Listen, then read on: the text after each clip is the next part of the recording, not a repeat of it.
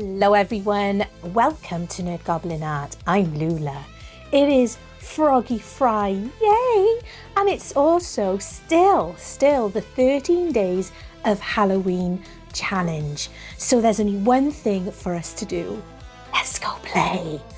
I am using Pearl White from Just Resin. It's a really lovely pigment paste, and I'm also going to be using one of the glow in the darks. Now ignore this bit, I'm not using cyan, or cyan, however you say it. I'm using a different one. But first I need, yes, gloves, which means magic. So there we go. I'm gonna get my, yes, it's green. It's not cayenne, it is green that I'm using. So I'm gonna get my cup, I'm gonna get my resin, and we're gonna fill up this froggy. So the resin has been mixed. I'm using craft resin, which is an epoxy 1-to-1, fantastic resin. And I'm just pouring in, and as you can see, I was quite liberal, yes, liberal. These powders can be a little bit gritty. You can make them into a paste yourself, but it's not something I've had the time to do at the moment. And I'm also adding in some Super Sparkle White from Mini Scenes GB, and I have everything where possible is listed in the description box below. Look at this colour, it is such a beautiful pigment, and it's got a little bit of a shimmer to it, not a massive one but a lovely one. It's one of more of the pearlescent sorts of pigments, and I will be adding some Super Sparkle White to this mix as well. Just being aware when you're using pigments that you really do need to stir them up in the jar before putting them into your resin, because pigment is heavy and it does sink. So making sure that you always give them a stir, and then once you put them into the resin, give them a thorough stir as well. Be as gentle as you possibly can if you do not happen to have a debubbler. The craft resin is pretty good for degassing itself, which is always a bonus. And of course I've sped the stirring part up, so I am not actually going this fast. The Super Sparkle White is by Tracy, as I've already said, and it is really very pretty. And if you do not have the funds for getting things like the Unicorn Crust Crystal, this stuff is very close to it. So there you go.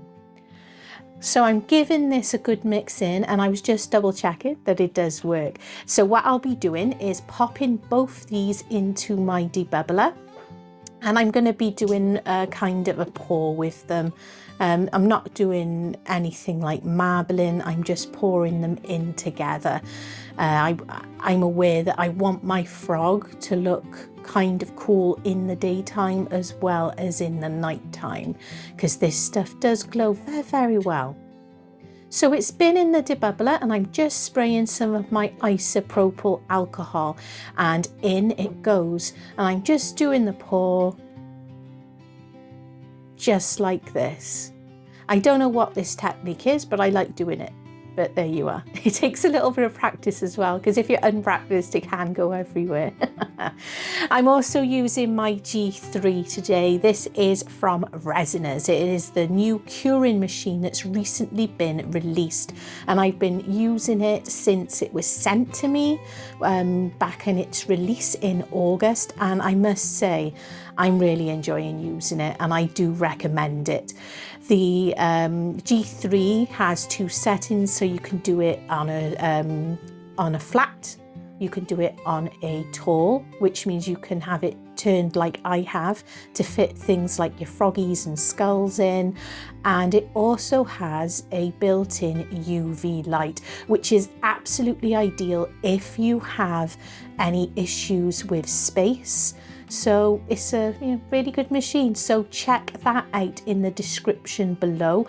I have discount codes, and yes, I am an affiliate, which is pretty cool as well. It'll only take about 2 hours when I put the machine on top of it. I'll be moving it to another part of my studio so that I can get on with other projects. But I'm really liking the way that the colours have gone in there. That pearl white is really, really very pretty. So you may be wondering what I am creating. Well, last week, after my Froggy Friday 13 days of Halloween mashup, one of my subscribers, I think it was Renee, suggested or asked if I'd ever made a ghost frog. And I don't believe that I have. So I was like, yes, let's try and make a ghost frog, because this is part of the mashup. And this is why we're having a pearl white ghost with glow in the dark. But it's not just this. No. You know me by now. I don't just do paws. Well, I do. But this Froggy is going to be a little bit different, a little bit, you know, they usually are. I'm just using my silicone tool just to encourage any bubbles, because with this particular mould, they like to live underneath Froggy's chin. So be aware of that. Of course, I have some left over and I've just taken out one of my pumpkin moulds, and this mould is the crystal pumpkin from Into Resin. I purchased it last year, I believe. Lovely mould, and it is very, very pretty, although I would love a bigger one because I'm greedy. So I'm just pouring it. I've basically done exactly the same. Now, important to note with moulds from Into Resin is not to use any isopropyl alcohol in there, because you will reduce its lifespan basically, because the isopropyl alcohol will and does dull anything with that beautiful shine, and because these are handmade moulds, you don't want to be doing that to them. So it's just a case of using your silicone tool to encourage any bubbles to come up, and giving it a little tap here and there. It's got a stalk, so always remember to give that a little poke just to encourage any bubbles to come up. And as you can see there, I'm just going around the edges just like that, just to encourage any up. But I am feeling quite confident because this has been through the debubbler, and I've not really done much with, I've not jostled it around that much at all, have I? And I think the white looking pumpkins are very, very classy looking, along with the blue ones, because I've not done a blue one. I done a blue pot one the other day, but yeah, I think they look classy. And just because I've got a tiny little bit left, I'm just gonna fill up this little ghost pendant tray. I've had this since I first started doing resin just over a year ago, and I've used it to death. I do love this mould, and people that come into the shop also love them, because whenever I make them, they sell out really quite quickly. And that's doing them as a mixture of glow in the dark ones, the sort that change the heat changing colour ones with the thermochromatic pigment. I think that's what it's called. But yeah, people absolutely love them, and I think I'm gonna have to get a new tray of ghosts soon, because this one has been used and used. So I'm just being really careful and putting a little bit of the glow in the dark, a little bit of the pearl. I do find it easier to fill these moulds up using like paper cups, or one of the little, you know, throwaway sorts that got a little funnel on it, just because it's a lot easier. So these will take about 2 hours in that G3, and I will be back. So these are, well, some of them have cured. The frog is a little bit soft, admittedly, but that's okay. The frog's feet, I should say, but that is all fine, hip and groovy. We can get away with that. So with this type of mould, this is the best way to unmould them without getting your hands too much into the mould. You shouldn't be touching the inside of the moulds, the handmade ones, with your bare fingers. But isn't that pretty? I really quite like that. And we definitely got a glow there. It definitely needs a good charge up as well. So that is looking lovely. These are not ready, and you do tend to find the smaller, flatter things like this do take a bit longer. So I'm going to leave those until next time. And Froggy is going to be coming out, and the best way I find to do this is by loosening the toes, making sure the seal is broken on his bottom and often under his neck, not always necessary, but then lifting, as you can see, over the hips, just like this, and then giving it a little wiggle. You can see there, wiggle, wiggle, wiggle, and then pulling out at the head, just like that. That's what she said. So that is awesome. I'm really pleased, actually. The toes, yes, they're a little yeah, they are. But sometimes I do find it easier to demold when his feet are a tiny bit soft. But look at him. He is so beautiful. So, and he glows. Yes, fantastic. But again, needs a charge up. You do find with the glow in the darks, if they've been sitting on your shelf for a little while, just giving them a good blast with a lamp for a good 5 minutes, and you're going to have a good charge, and they're going to glow at night for you. I have been to Hobbycraft. Yes, this is one of the UK, basically one of the only UK shops that people can walk into and get craft supplies from. I'm never going to let that go. It's like a silvery material. So I'm just going to cover Froggy in some cling film, and I want to make it so I don't actually end up gluing the material to the frog. I want the material to actually be removable, but keep its shape. And that's what I'm hoping for. That is what I'm hoping for. So next to me is a bowl of Mod Podge mixed with water. It's equal parts, and you've seen me doing this a few times recently with creating Ghost. Now this material is one of those funny kind of materials. It has the silver lining in it, which is malleable when it's heated, because of those silver little bits in there. So you need to be careful. You need to be incredibly careful. And this is the point where my camera decided it was full and I didn't realize for a few moments. But what I'm doing is I'm using my heat gun, and I've got my silicone tool there. And as you heat it around the body, can you see it's almost acting like suction, like that. You have to be careful. If you go too hot in one area, it will just rip apart. It really will. And you need to be careful. You could burn your fingers, anything like that. Now, I'm not sure if using the glue helps it keep its shape. I'm not sure, but I think it does a little bit. So I'm just going very carefully around, and as you can see, the material is really cutting in on parts of this Froggy, and where I did tear a bit, I folded a bit of it back over itself, and it kind of re-merged together.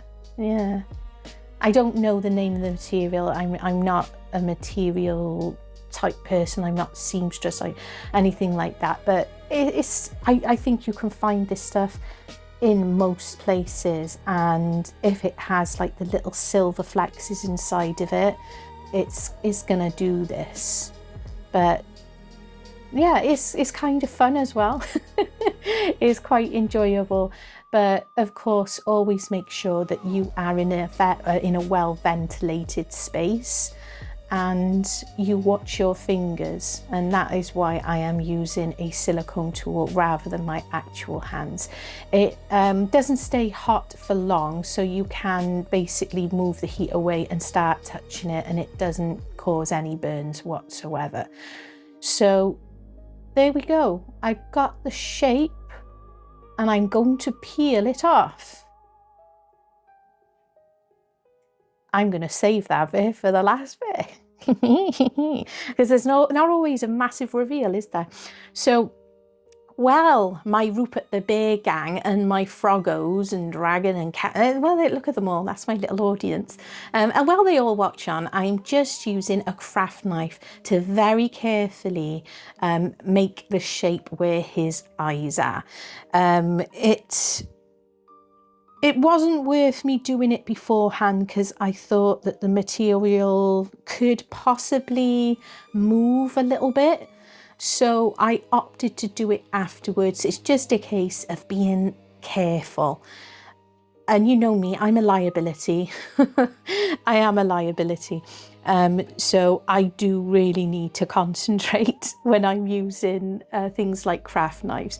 So I do apologise for being slightly off screen. I was hoping that I was getting it in a good spot because I needed to be at kind of an eye level. That's why the camera's at the angle that it is. But I was so busy concentrating at not slicing my fingers, because you know how good I am at doing stuff like that. I didn't realise I wasn't quite on screen when I thought I was. But there we go. At least you know what I was doing, kind of. So let's move us back down. And I removed the cling film. It pulled off absolutely perfectly. And we'll see in a moment. I think we can already tell because you know I've taken it off. But it's a nice surprise, isn't it? Kind of. If you've not really been paying attention. That the fact that this is removable. And we can take it on and off Froggy if we so wish. So I just used a little bit of the heat gun again, just to tidy up around the edges of the eyes where I cut them, because the material is basically gone whoop back in, and it doesn't look like it's all sticky outy. That it was fun to cut. I don't think that I have scissors specifically for cutting material, and that was interesting. So I'm going to be ordering myself some scissors that specifically for material, but I don't think it was a terrible job in the end. So, ta-da! And he keeps in shape. I'm oddly entertained by this. It's like he's like got a mask. It's like a superhero, but he's a ghost. He is Casper, the friendly froggy ghost. He's really cute. And we've got our pumpkin as well. The ghosts will be cool, they'll be coming out another day. But I'm really chuffed that it's keeping its shape. And it's kind of different, kind of interesting. Yes, it looks like foil, but it's not. It is material. Please check out both the playlists down below for Froggy Friday and the 13 days of Halloween challenge. And I nearly forgot to actually show you that it still glows. It still glows with the material, because the material is super thin. And I love that. I love that about this.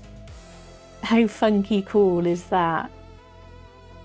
Very funky cool. I love it. It was fun, interesting. And he's a scary froggy ghost. You wouldn't want to meet him on a dark night because you'd have to give him all your sweets. Love you, stay weird. Her fingers dance like spiders spin, crafting worlds from deep within, with resin drips and clay that bends, a goblin's touch that never ends. She's the whimsical nerd goblin, casting spells and always wobbling. Spooky sparks in the Halloween air. We